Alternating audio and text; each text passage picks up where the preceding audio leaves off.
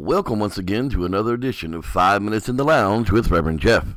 Today's sermon is, Thou Shalt Not Mix Bigfoot and Alien Theories. Alien Lights and Cannibal Bigfoot. Oh my David Paulides. Yep, you heard me right. These are the biggest points of David Paulides' latest lecture during the MUFON meeting the 19th of February 2013.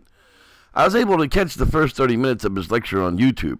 After the first 12 minutes of the lecture being a giant sales pitch for his books and wares, he finally got into something interesting. Apparently, Mr. Paulides is trying to form a connection between Bigfoot and UFO sightings. Really? Maybe that's the answer. The reason we can't find Bigfoot is after his sighting, he gets into a giant UFO and flies away. You do know Elvis is dead, right? No, Elvis is not dead. He just went home.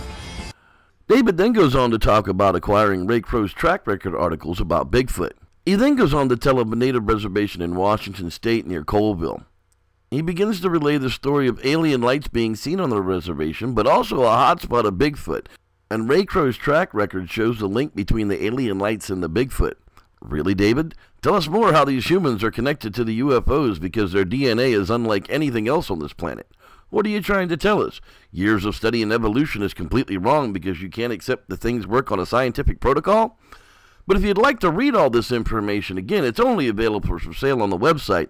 So there you go again. More stories, no evidence. David then goes on to talk about the reservation pictographs that are tracked back 3,000 years ago. But you have to be open-minded and respectful to hear the stories and be able to understand them.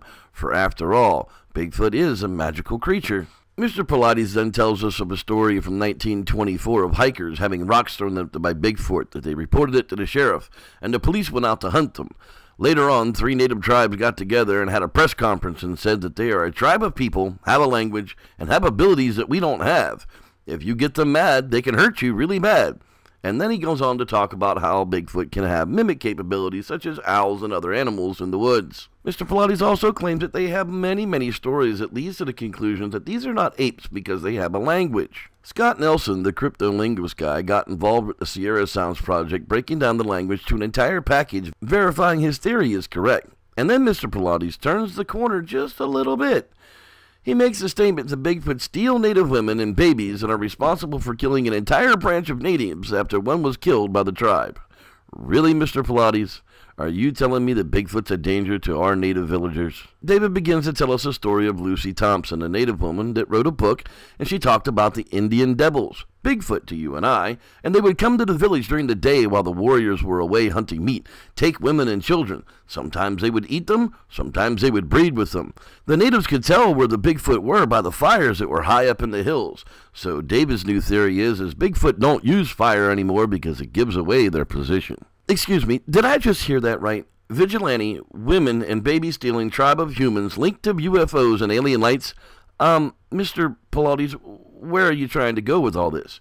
In the furthest reaches of my imagination, I could not make this stuff up. I even stopped the lecture to listen to it again. But yes, indeed, these are the points of his lecture. And not only that, but Bigfoot have hypnotic power. That's right, they can make you lose time and or memory. Where have we heard a recent story about someone saying that they woke up missing time and, were sore down there? Yeah, that's right. Dr. Ketchum said that. So let's recap.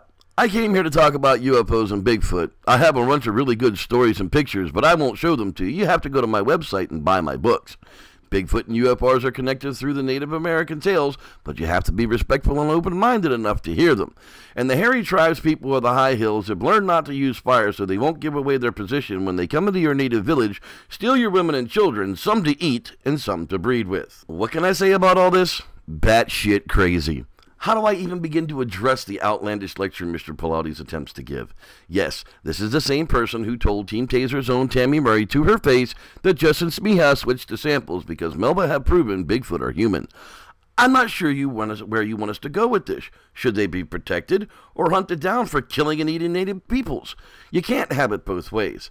I'm still picturing Chewbacca flying the Millennium Falcon down to drop off the next Bigfoot clan to the planet because their planet must be in dire peril. These are the people that are sticking together with Dr. Ketchum and supporting her claims without proof as usual. Notice the mainstream media hasn't touched their story or the lecture information? What's next? Leprechauns and unicorns? We need something real to believe in. Let's hope the Erickson Project has something real going on, or the Reverend here may have to get serious about all this mess. Once again, I'm Reverend Jeff, and may the Squatch be with you.